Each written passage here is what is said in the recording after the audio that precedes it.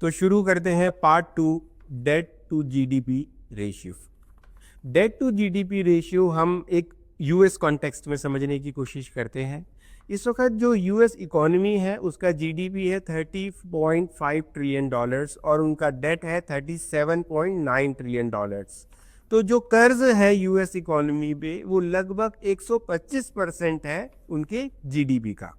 अब होता क्या है, यह जो कर्ज लिया जाता है इसमें गवर्नमेंट अपने बॉन्ड्स इशू करती है, जिसे हम यूएस ट्रेजरी बॉन्ड्स भी बोल सकते हैं।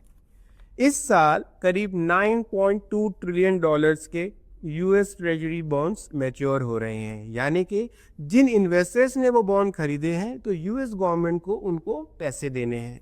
अब यूएस गवर्नमेंट को अगर ये बॉन्ड्स पे ऑफ करने हैं तो इधर दे नीड मनी और they have to issue fresh bonds, जिसे हम डेट रोल ओवर भी कहते हैं।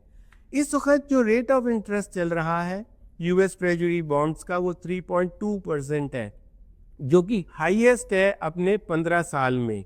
इसका मतलब ये है कि interest outflow burden US government पे बढ़ रहा है।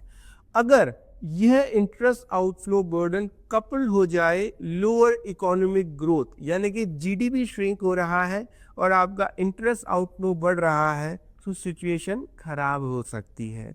इसीलिए हमारे बड़े बुजुर्ग कह गए हैं कि कर्जा उतना ही लेना चाहिए जितना आप उसको इजीली सर्विस कर सकें।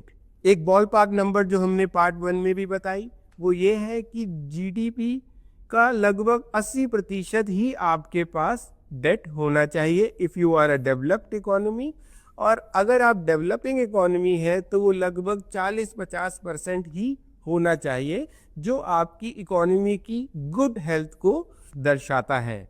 For more updates, stay tuned and let me know in the comments how do you feel about this video.